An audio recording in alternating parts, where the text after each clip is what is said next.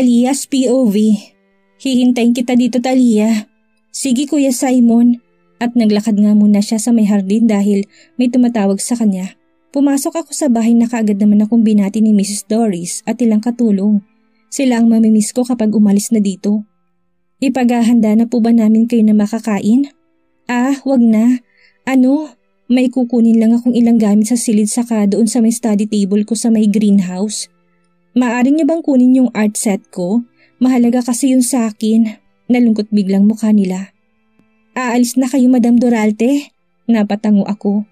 Alam ko narinig na nilang ilang beses ang pagtatalo namin ni Vladimir. Ang tungkol sa divorce paper na hinihingi ko sa kanya. Hindi ko inaasahan na darating ito, Madam Doralte. Hayaan niyo na po. Paanong anak niyo ni Master Vladimir? Alam ko balang araw, bibisita ang baby ko dito. Sa ngayon po, mas mabuting iwasan ko na muna ang aking asawa. Para na rin sa ikakabuti namin. Tungkol po ba ito, Madam Doralte, sa kabit ni Master Vladimir na kapatid niyo? Shh!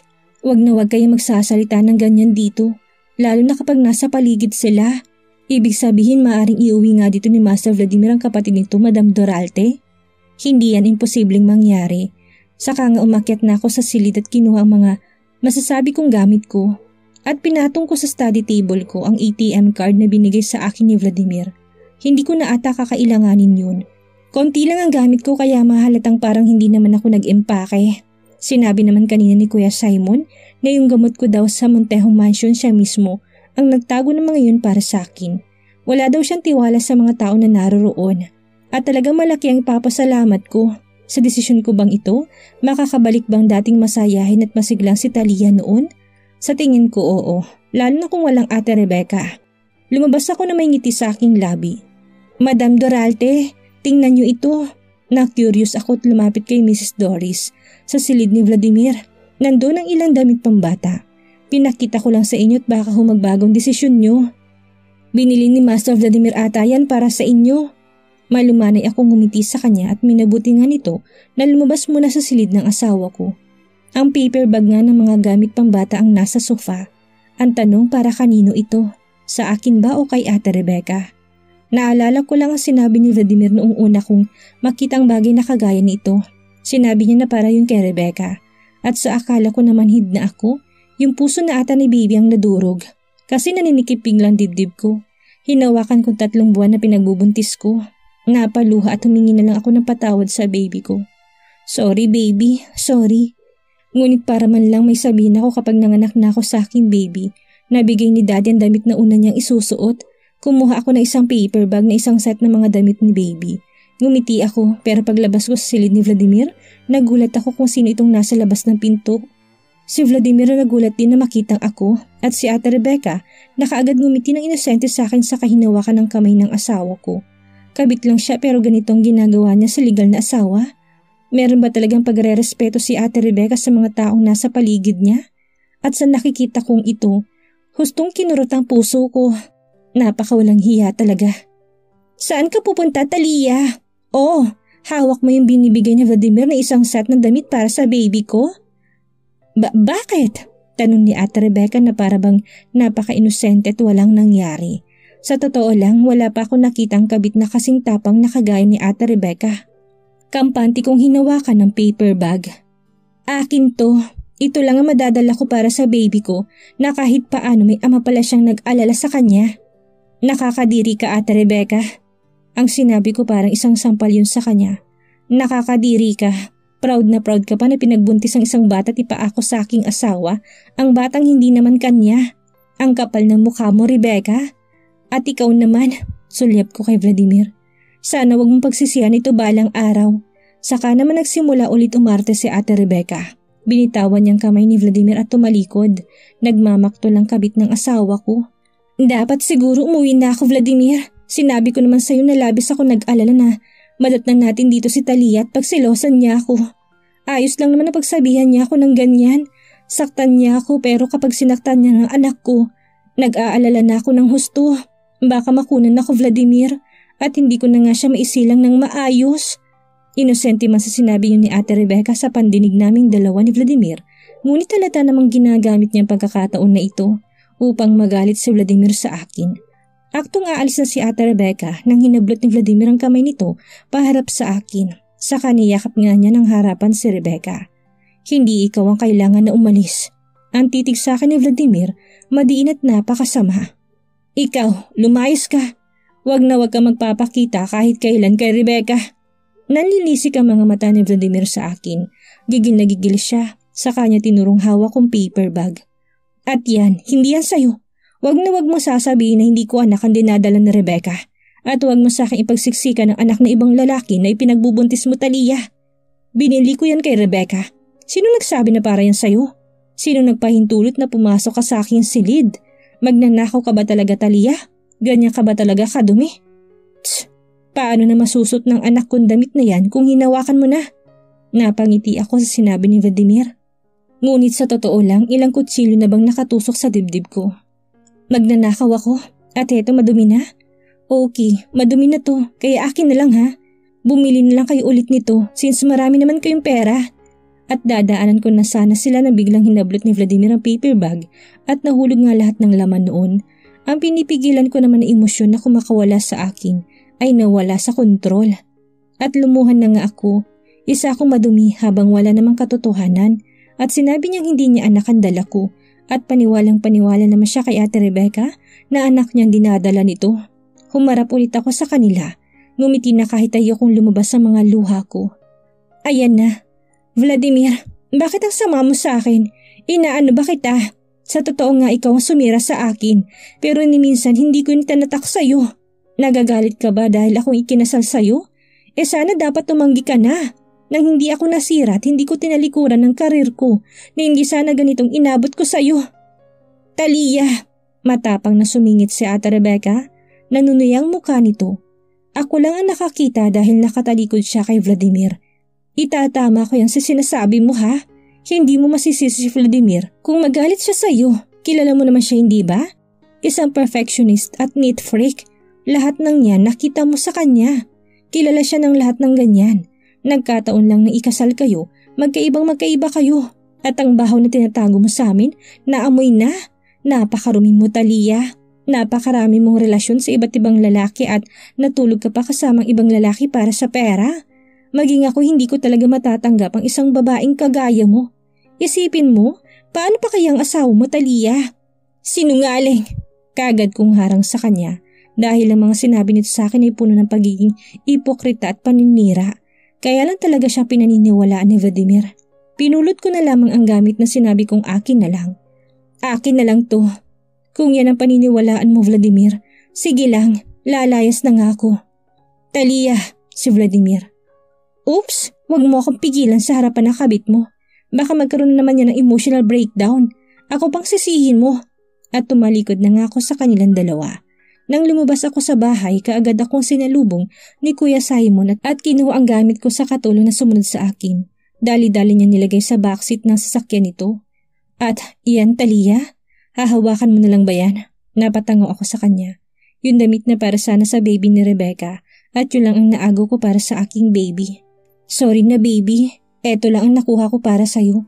Saka nga umiyak ako na ikinayakap sa akin ni Kuya Simon. Pumasok ka na. At sa buong biyahe nga pupunta sa kondo ni Kuya Simon, wala akong ginawa kung hindi umiyak ng tahimik. Nasa parking basement na kami nang binasag na ni Kuya Simon ang pananahimik ko. Nandito na tayo, Talia, at kanina pa tayo dito. Mahal mo na talaga ata si Vladimir. Ngumiti ako kay Kuya. Sobra. Kumpirma ko na nagpabuntong hininga na lamang kay Kuya Simon. Pagdating namin sa bago kong titirahan. Kuya, sobra naman ito. Kahit paano kilala ka pa rin bilang Madam Doralte. Kaya iniisip kong siguridad mo. Kailan kayang divorce niyo ni Vladimir? Masyado mong pinapatagal eh. Ikaw lang naman na nasasaktan, Talia. Magpapabili ako ng ilang furniture, lalo na ilang buwan na lang manganganak ka na. Pag-iiba ni Kuya Simon ang usapan namin. Nang maayos na namin ang titirahan ko, sumunod naman na inisikaso namin ang malilipatan ni Lolo Ronaldo. Nakumpirma ko nga na binayaran ni Ate Rebecca ang ilang tauhan sa ospital para gawin ang pag-frame up sa akin. Naakala ko ikakapanalo ko sa harapan ni Vladimir. Hindi pala talaga. Nanahimik nga ako ng ilang buwan at malapit ng due date ko. Nagawa ko ngang umiwas kay Ate Rebecca at pasalamat naman na hindi pinagtatagpo ang cross naming dalawa. Si Vladimir naman pinapapunta dito si Secretary Philip at palagi ko ditong hinihingi ang divorce paper pero wala naman itong pinapadala. Kung hindi groceries at nakikiusap sa akin ng sekretarya niya na tanggapin kong ATM card ngunit sinabi ko, "Pakisabi sa boss mo, hindi ako bayarang babae." Sa lumipas na taon din, nag-aral ako sa pagtimpla ng mga pabango. Binitawan ko ng jewelry design dahil baka habulin pa ako ng kalokohan ni Ate Rebecca na gumagaya lang ako sa internet. Loka-loka din talagang babaeng yun. At ang balita ko sa kanya, lumipad ito sa ibang bansa. Malapit na din ang due date niya. Halos magkasabay nga kaming nagbuntis, hindi ba? Natakot siguro ng mga nakasama si Vladimir. So ano ngayon ang balak mo, Ate Rebecca? Matatakpan mo bang katotohanan na hindi anak ni Vladimir ang batang dinadala mo? Ikaw din ang bahala. Tungkol naman kay Lolo Ronaldo, na natili siya sa ospital dahil sa karamdaman nito na hindi naman stable. Sana may pagkakataon pa siyang gumaling. Napabuntong hininga ako. Saka nilagay ko sa isang box ang bagong refill na pabango. "Uy buntis, kamusta?" Sa harapan ko bigla na lamang sumulpot si Doktora Gwen. "Masaya kami na hindi lumalalang tumor mo. May himala nga." Siyempre naman, nais ko makasama ang baby ko ng mahabang panahon. Pero kapag nanganak ka, Talia, dapat ipa-opera mo na yan, ha? Napatango ako. 2 weeks na lang mag-undergo ka na sa cesarean. So chill lang, always buntis, ha? Sure. Alis na ako. Dumaan lang ako saglit dito sa maliit mong laboratory. Ribbon cutting mo bukas para sa opening ng shop mo. Pupunta ako. Baliw, aasahan talaga kita. Sure, baby. At may nakuha nga kami ni Kuya Simon na maaari kong pag-arkilahan ng magandang lokasyon para sa butik ko. Simula ng kinalas kong tungkol sa amin ni Vladimir. Parang nakahinga na nga ako ng tuluyan sa mundong ito. Saka ko nga binuksan ang drawer ko at nakita kong isang box na hindi ko binuksan. Ang laman noon, ang wedding ring na binigay sa akin ni Vladimir. Kailan ko kaya maibabalik yun sa kanya at kailan ko makikita sa aking harapan ang divorce paper? Sa tingin ko kasi, Vladimir, wala na pag-asang relasyon nating dalawa. Marami ang nagsidatingan ng mga tao dito, Talia. Balita sa akin ni Gwen at nananabik nga ito para maging sikat ka na niyang perfumer, Talia. Lalo na yung timpla ng seduction, Talia. Ay, bagay na bagay para sa pangalan mo. Na nasa loob nga ako na sasakyan at papunta na sa butik ko. Napapahimas na lamang ako ng aking tiyan at sinasabi ng isipan ko na hindi nga namin kailangan si Vladimir para mabuhay ng malaya at masaya sa mundong ito ng baby ko.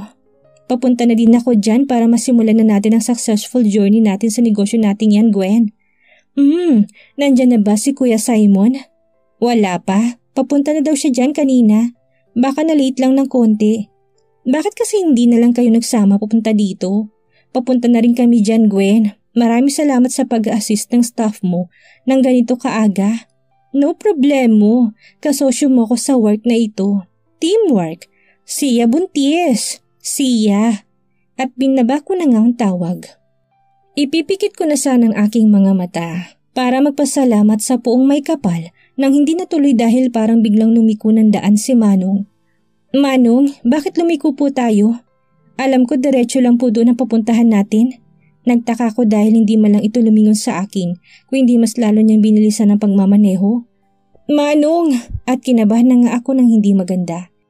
Kinuha kong phone ko ulit at tinawagan si Gwen ngunit hindi na nito sinasagot.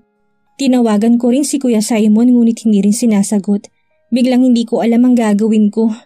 Manong, anong balak niyo sa akin? Tanong ko sa kanya na nagsisimula na mag-dial ako ng numero ng pulis.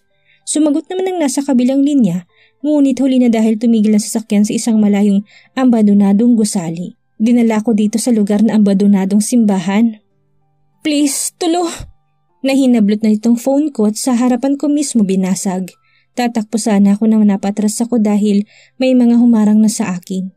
Anong kailangan niyo sa akin? Ngumisi lang sila. At namalayan ko na lamang si Manong, bigla nitong tinakpan ng ilong ko at nawalan ako ng malay. Rebecca's POV. Kapalit ng pagpapalayas ni Vladimir kay Talia. Kapalit din ng kagustuhan niyang hindi nito malalaman na magkatagpo ang landas naming dalawa. Pinaalam na din niya sa kanyang ama tungkol sa amin, ngunit ang nakuha ko lamang dito ay kamuntikan na akong ipapatay. Pero dahil sa seguridad na binigay sa akin ni Vladimir, walang tauhan ng Old Master ang nakalapit sa akin. Sa sobrang galit ng Old Master Doralte, bigla itong inatake sa loob ng 4 na buwan na medication dito, hindi na ito makakilos ng maayos. Nanatili na lamang ito sa Manor at kahit yun ngang nangyari sa kanya, hindi pa rin niya ako matatanggap bilang daughter-in-law. Hanggang hindi ko nakikita si Talia at ang divorce paper na pinirmahan niya sa harapan ko, hindi ko matatanggap ang anak niyong walang hiyang Carlota to Walter. Kapag nalaman ko na inosente dito ang daughter-in-law ko, sa mga kalokohan na sinasabi niyo sa akin, siguraduhin niyo na hindi ko makikita ang mga anino niyo. Kung hindi dediretso kayo sa huling hantungan niyo. Galit na galit ng Old Master Duralte kahit nga naka-wheelchair lamang ito. Tss, di darating mamamatay din siya. Kayong mas mauunang pumunta doon sa huling hantungang sinasabi niyo. Pero ayos lang ba dahil may progress naman, hindi ba? Pwede ko nang ipagmayabang na ako talagang mahal ni Vladimir at hindi si Talia. Ngunit ang sumunod na problema ko, malapit na akong manganak. Sagad din akong iniipit ni Romulo dahil paulit-ulit niya akong binablackmail kapag hindi ko siya binibigyan ng pera. Ang kinakatakot ko kapag nalaman nga ni Vladimir na hindi nito anak ang dinadala ko. Hindi lang ang Old Master Duralte ang bahala sa huling hantungan ng pamilya ko. Pumunta kami ni Mami sa ibang bansa at nagpaalam kami kay Vladimir. Ang idinahilan ko, baka may gawin sa akin masama si Talia kapag sumulpot yun sa harapan ko. Pumayag naman si Vladimir at sinabi naman niya sa akin na pupunta siya sa araw na nakapag-settle ang schedule ng cesarean ko. Grabe, kinakabahan ako. Sa kabang nararamdaman ko, bigla na lang akong na high blood. Dahilan upang duguin ako at hindi ko inaasahan. Makukunan ka, Rebecca. Nakaagad akong sinugod ni Mami sa malapit na ospital. Sinabi ko naman sa kanya na huwag yung sabihin kay Vladimir. Gising ako nang kinuha sa tiyan kong pinagbubuntis ko. At ayun na nga sa kasinungalingan ko, ang sinabi ko kay Vladimir lalaki ang pinagbubuntis ko. Ayun, isang patay at hindi na humihingang sanggol na babae. Anak ng lecheng Romulo na yan. Kahit galing pa lamang ako sa operasyon, sinabi ni Mami na tumatawag si Vladimir kaya inabot kong phone ko. 1 linggo na lang lilipad na ako papunta dyan. Kamusta pakiramdam? Maayos lang naman, Vladimir. Sure, ang boses mo parang nahihirapan ka na. Hindi, practice lang ito kapag nanganak na ako. Hindi naman normal delivery ang gagawin sa'yo, hindi ba? Kaya no need, nahihirapan ka lang. Kailangan pa rin kapag nag-labor ako. Makakaabot pa ba sa pag-labor? Akala ko hindi na yun mararamdaman kapag nakaschedule ng cesarean. Ako ang doktor pero bakit ako nagmumukhang tanga? Kahit na, kailangan pa rin 2 kaming humihinga. Vladimir, saka ibinaba ko ang tawag dahil kinakabahan na ako. Nagkatitigan kami ni Mami. Anong gagawin ko, Mami? Alangan naman kumuha lang ako ng mga sanggol at sabihin kay Vladimir na kanya yun. Ano bang pinagkaibahan sa ginawa mong pagpapabuntis, Rebecca, kay Romulo? Hindi pa rin yun anak ni Vladimir. Napakagatlabi ako. Magpahinga ka na muna, sweetheart, at alam ko kapag gumising ka, may magagawa tayo sa problemang yan. Ipapalibing ko lang ng maayos ang baby mo. Hindi, Mami. Napailing ako. May naisip ako. At napalingon siya sa akin. Bakit hindi ko nalang kunin ang anak ni Talia? Malapit na rin naman ang due date niya, di ba? Rebecca. Oo, Mami. Ipadukot mo si Talia at sasagawa natin ang cesarean na hindi niya namamalayan. Sigurado ka bang yun ang gagawin natin? Nawala naman ngang tiwala sa akin si Mami. Sumunod ka na lang, Mami. Hindi ko hahayaan na mawalan na lang ng parang bula ang lahat ng pinaghirapan ko. Gawin niyo na! Talia's POV. Naglalakad ako malapit sa tabing dagat at hila kong scroller at bitbit ko naman ang tagiliran ng bote ng gatas. Na biglang may nakasalubong ako, tinitingnan nila ako nang hindi maganda. Ngumingiti na lamang ako hanggang sa narinig kong umiiyak ang sanggol sa may stroller. Hindi, mali, sa may likuran ko at paglingon ko si Vladimir. Ngumiti ng mapait sa akin at tumalikod ito sa akin na parang may kung ano sa akin na nais ko sana siyang tawagin. Pero may kung anong pumigil sa akin. Nang may kumalabit sa likuran ko at si Rebecca na may akin na batang babae. Kaagad nang umisi ang batang babae sa akin, kaya nainis si Rebecca at lumapit sa akin para ilagay sa stroller ang batang babae. Sa kahinablot ni Ate Rebecca ang bote ng gatas na hawak ko at tuluyan siyang tumakbo. At nang tinan kong batang babae na nilagay ni Ate Rebecca sa stroller, wala na ito kundi isang patay at duguan na koneho, kaya napasigaw ako upang maimulat ko ang aking mga mata. Sa wakas, gising ka na, Talia. Nakahingang sinabi ni Gwen. Naghahabulan pa rin ang hininga ko nang maramdaman kong parang may mali sa akin tiyan. Gwen, anong nangyari sa akin? Shh! Bakit parang may masakit sa tiyan ko? Para bang may... Kumilos na ako para tingnan ito ngunit pinigilan ako ni Gwen. Hindi na nito napigilan. Biglang may pumatak na luha sa kanyang pisngi. Ang baby ko, Gwen, huwag niyo sabihin. At naalala ko nga ang nangyari. May dumukot sa akin at, Gwen, bitawan mo ko. Talia, please. Ano please? Bitawan mo ko. Pagwawala ko kahit nga hinang-hina pa rin ako. Patay ng baby mo. Naikinapanlaki ng mata ko. Anong sinabi mo? Patay ng baby mo. Pasensya ka na. Huli ka na namin natagpuan duguan at yung baby mo. Parang sinubukan nilang kunin sa'yo at patay na ito nang nadatnan namin. Hindi ako makapaniwala sa narinig ko. Kaya naman inalis kong kumot at nakita ko nga meron ng hiwa ang tiyan ko. Talia, naikinayakap sa akin ni Gwen at ako, sana isang bangungot lang itong nangyari sa akin. Hindi ito maaari. No, ang baby ko. Huwag ang baby ko. At sumulpot sa harapan ko si Kuya Simon at nakita ko siyang napapapikit at niyukom ang kanyang kamay. Kuya, ang baby ko. Akin ang baby ko. Parang awa niyo na. Nasaan ang baby ko? Ang baby ko. Siguro dahil hindi ko na kinaya at wala naman akong sapat na lakas, muli nga nandilim ang aking paningin. Rebecca's POV. Bago pa man makarating sa ospital si Vladimir, kunwaring ang nanganak ako ng 10 oras dahil tumaas ang dugo ko at sa sinuswerte nga naman, lalaki ang anak ni Talia, anak ni Vladimir at Talia. Nang makita ko palang ang sanggol nakaramdam kaagad ako ng pagtaas ng aking dugo. Pero kailangan ko ito. Kailangan ko siya, Talia. Kaya asahan mo na hindi ko ibubuhos sa kanyang inis na nararamdaman ko sa'yo. Sa harapan ni Vladimir aalagaan ko siya na parang anak ko. Ngunit sa likuran nito, ewan, anak mo pa rin ito, Talia. Hindi ako papayag na siyang magmamana ng lahat ng ari-arian ng Duralte family. Susubukan ko pa rin magpabuntis kay Vladimir at marami na nga akong pagkakataon na gawin yun. Nagpapahinga na sila, iho. Nang marinig kong boses ni Mami, ibig nga sabihin nandito na si Vladimir at sumulpot nga ito sa aking paningin. Ngumiti ako sa kanya na akala ko lalapitan niya ako para halikan man lang ang noo ko o kahit pisngi. Hindi, kung hindi kinuha niya ang sanggol at masaya niya itong ipinaghele. Ang galing, parang may mga aagaw pa ng atensyon ni Vladimir sa akin. Hindi ito maaari. Wag na wag kang gagaya sa mama mo at matitikman mo rin ang karanasan niya sa akin. Anong ipapangalan natin sa kanya? Tanong ko kay Vladimir na hindi man lang ako nito kinamusta kung hindi nawili siya ng gusto sa baby. Calvin Thomas Duralte.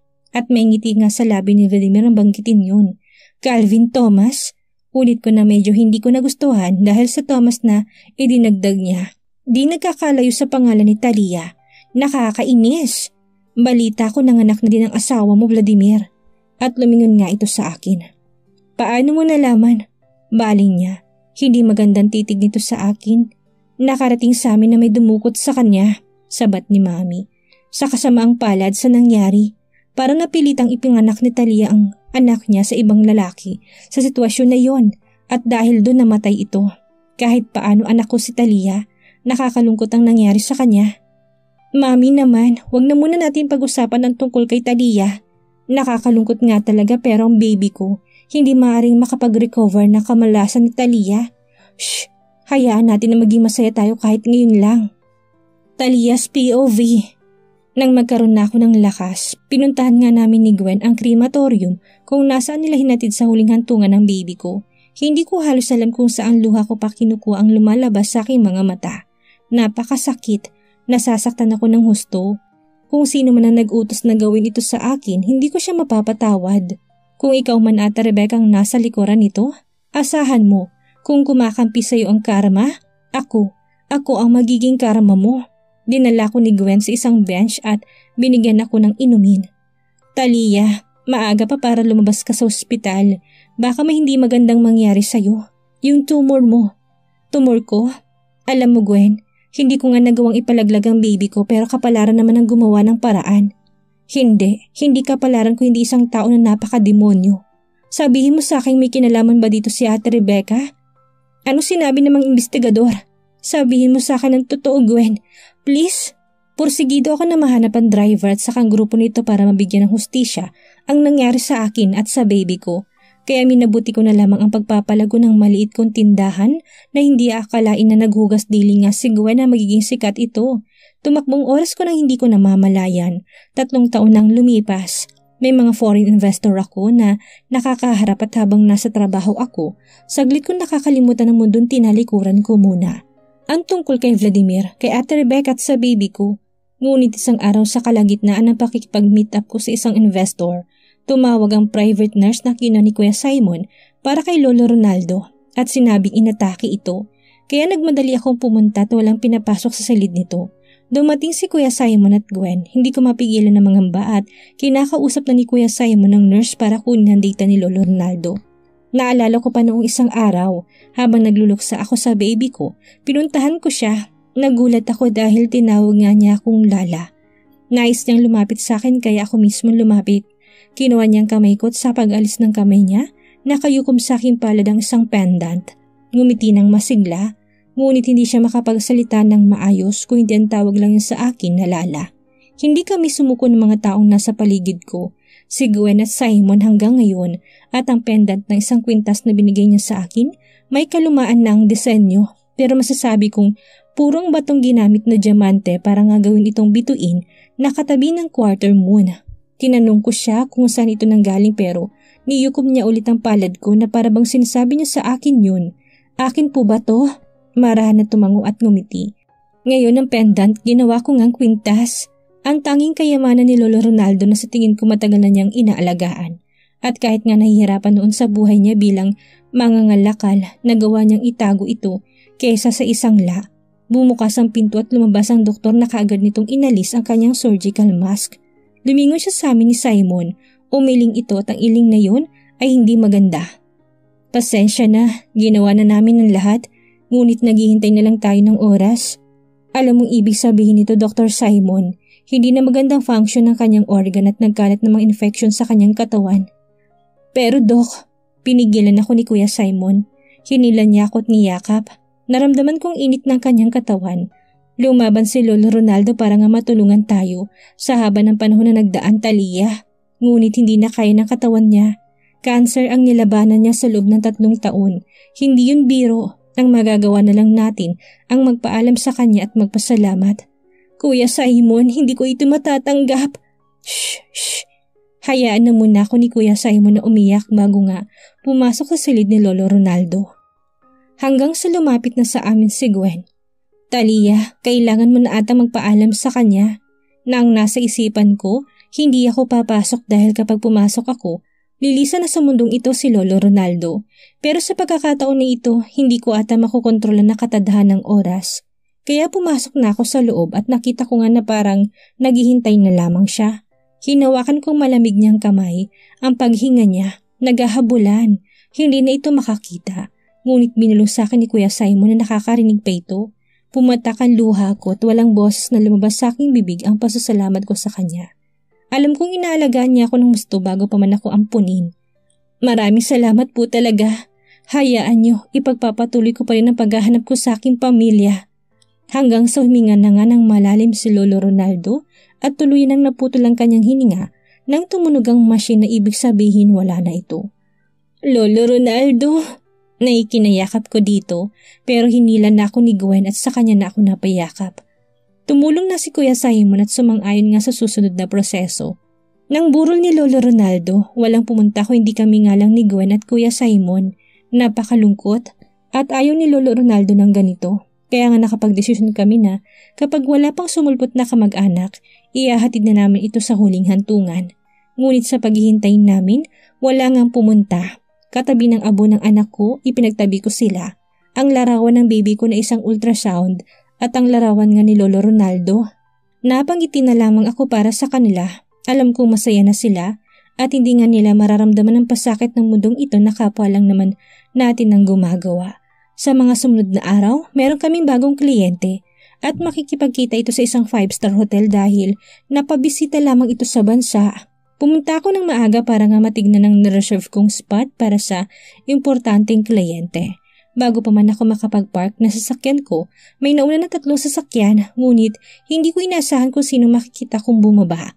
Halos 3 taon nga kami hindi nagkita pero kahit na maging abo pa ngang mukha ni Rebecca, malalaman ko pa rin siya yun. Napapikit ako. Gusto ko siyang sugurin ngunit Hindi ngayon ang tamang oras para dyan, Talia. Binabangon pa lang natin ang sarili kapag nalaman ni Rebecca na inaayos kong aking sarili. Itong pinaghirapan ko, dudurugin na naman niya at sisirain. Magaling siyang manira at hindi ko ngayon itatanggi. Binigay ko ang susi sa sumalubong sa akin at pumasok na din ako sa hotel. Pupunta ako sa receptionist desk na biglang narinig kong usap-usapan nila. Hindi ko naman sadya pero uminit ang katawan ko nang marinig ito. Nakakainggit naman si Doktora Rebecca. Siya at ang pinagpala sa lahat ng kababaihan. Akalain nyo nitong nakaraan lang na higit 1 taon na pag-alaman ng pamilyang Buenavista na siya ang nawawalang tagapagmana ng ari-arian ng pamilya? Hindi lang yun, pakakasalan siya ng pinakamayamang negosyante na si Mr. Doralte. Sobrang nakakainggit naman. Sino ba sa pamilyang yun? Yung matanda o yung binatang minsan nang ikinasal? Ano ka ba naman? Siyempre yung binata. Anong akala mo kay Miss Rebecca Buenavista? Pumapatol sa matanda at naghahanap ng sugar daddy? Sa yaman niya? Wag na wag kang magkakamali na may makarinig na iniinsulto mo siya. Hindi naman sa nangiinsulto, nagtatanong lang. Yung kapatid ni Miss Rebecca na ampun din, asawa siya ni Mr. Vladimir Doralte, hindi ba? May balita ba kayo sa kanya? Yung Miss Universe na sinuko ang corona para magpakasal lang dito? Si Miss Talia Doralte. Wala ngang balita sa kanya, as in, ma-research nga tungkol sa kanya mamaya. Hi, singit ko, at parang nga silang nabuhusan ng malamig na tubig. Maaari ko bang malaman kung saan ang dining area dito? Ma'am, sumunod po kayo sa akin. Naalam ka agad ng isa kung sino ako. Sumunod na lang ako ng tahimik at minabuti ko ang paglalakad ng elegante at nung kunwaring walang narinig. Ngunit nang maihatid na ako sa reserve dining table, pinigilan ko isang babae. Maaari ko bang bilhin ng ilang oras mo? Ngumiti ako sa kanya. May tatanong lang ako tungkol sa pinagkukwentuhan niyo kanina. Sasabihin mo lang naman sa akin ng ilang impormasyon na hindi ko masyadong alam. Naging abala kasi ako at alam niyo na sigurong tungkol sa paghihiwalay namin ni Vladimir. Pero hindi pa kami nagdi-divorce kaya na-curious ako, maaari ba? Sabihin mo na lang sa akin ng presyo mo at ibibigay ko. Hindi nag-alintana na upo sa harapan kong babae. Ngayon sabihin mo sa akin, paano naging Buenavista sa Rebecca? Matagal na pong hinahanap ni Ma'am ang mag-asawang Buenavista ang anak nilang nawalay sa kanila. Higit 12 taon. Nagbigla ding inamin na mag-asawang Montejo na hindi rin nila anak si Doktora Rebecca. Saka sinabi nilang kwento ng mag-asawang Buenavista lamang ang nakakaalam. At yun nga napatunayan na si Doktora Rebecca ang nawawala nilang anak. Si Princess Natalia, hindi ba anak ng mag-asawang Buenavista ito? Agad na napailing ang babae. Tinago lang din ng mag-asawang tunay kay Natalia, hindi nila ito anak. At sa tingin ko, yun lang ang kailangan kong itanong kaya naman binayaran ko ito sa pinag-usapan namin at umalis na parang wala lang. Dumating naman ang kliyente ko at ang pinag-usapan namin na uwi sa positibong feedback. Thank you Madam Ong for investing in my company. Well done dear. I am happy to invest and support a young entrepreneur like you Miss Talia La. At nakipagkamay nga ako sa kanya, pinalitan ko nga ang pangalan ko at ginamit ko ang La dahil Lala ang tinatawag noon sa akin ni Lolo Ronaldo. Pero nang mawala na sa paningin kong investor, kaagad na bumalik sa isipan kong babae kanina. Hindi na ang sinabi ng isang Montejo lang si Rebecca, kundi isa na ito sa mga dalagitang rich kid dahil sa impluwensya at kapangyarihan ng pamilyang Buenavista. Sa hindi ko nga nagugustuhan ang pakaramdam ko. Ito nga ang tinatawag na insecure na dapat hindi ko maramdaman. Pero parang mali talaga eh. Naghanap na lang ako ng makakausap at napadpad ako sa klinik ni Gwen. Buntis ka naman ba, Miss Talia? Pagbibiro nito sa akin. Ngunit natigilan siya dahil alam nitong hindi yun magandang biro. Ngunit ngumiti na lamang ako sa aking kaibigan. Sorry. Pasensya na kung maabala kita ha. Sus, hindi ka na abala sa akin, Talia. Nandito lang ako para pag-usapan natin ang iniiwasan kong pag-usapan. Talia, sa tingin mo ba? Okay na pag-usapan natin ang tungkol sa bagay na yan? Tawagan ko bang Kuya Simon mo para tulungan ako? Grabe, parang lalamunin naman kita niya ng buhay. Hayaan mo si Kuya Simon, makikinig naman ako sa'yo. Okay, pero hindi tayo dito sa klinik. Saan mo gustong pumunta? Yung magiging relax ka? Saka bilhin muna tayo ng fruit salad, pangpakalma mo. Bakit hindi na lang sa puntod ng mother-in-law ko? Nanlaki ang mga mata ni Gwen. Seryoso? Oo naman, tara. At ako mismo nag-drive papunta nga sa pribadong lugar kung nasaan nakalibing mag-isang ina ni Vladimir. Nang makarating kami, ang bait, dito mo naman naisip Talia na buksan ang issue na iniiwasan mo. Dito kami pangalawang beses nakita ni Vladimir. Sa bundok na to at sa puntod ng kanyang ina. Nakita nga namin ang larawan nito. Napakaganda nito at nakangiti. Ngiti na kapag tinititigan ko parang akong hiningitian niya. Kinuha ang isang paper bag at ipinatong sa harapan ng puntod ang share niya sa binili naming fruit salad. Sinabi ni Vladimir na favorite nito ng kanyang ina. Kagaya ko ba? Kapag kumakain ako nito at nakikita, kagaya ng pag-aalala ko sa kanyang ina. Gaya na sinabi ko, kindat ko kay Gwen. Nagulat ako ng isa na palang Buena Vista si Ate Rebecca. Paano yung nangyari? Tunay na anak ni Dr. Carlota at Dr. Walter si Ate Rebecca. Ay sus, nagulat din kami sa balitang yan. Akala ko nga alam mo na at nanahimik ka lang at isa din sa bagay na ayaw mong pag-usapan. Naging abala lang ako sa negosyo natin pero nagulat talaga ako. Tipong ang Ate Rebecca mong nagligtas ng buong universe noong past life niya para magkaganito nga ang buhay niya ngayon. Nanatawa si Gwen. Siguro mabait siya sa past life niya pero ngayon, ewan kung susunod sa kanya, buhay ang maging palaka ata.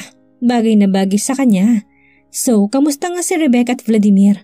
Sa katagalan ng panahon, Bes, hindi pa sila kinakasal ni Vladimir. Hindi mo pa napirma yung divorce paper, di ba?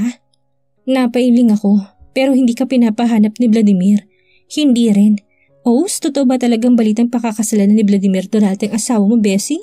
Ang Ate Rebecca mo? Or fake news lang? Kailan mo pa ulit haharapin niyang si Vladimir Dorate? Ewan, napabuntong hininga ako. Anyway, stock natin sila sa SOCMED ko. Wala ka nun kasi ayaw mo. Aanhin ko pa yan kung napakagulo na nga ng buhay ko sa personal. Tapos marami pang makikialam na hindi ko naman kilala. Tumpak! Ano kayang mangyayari ngayon tila umayin lahat ang magandang kapalaran kay Rebecca? Ano kayang mangyayari sakaling muling magkaharap si Talia at Vladimir? Kaya ang ating aalamin sa susunod nating kabanata.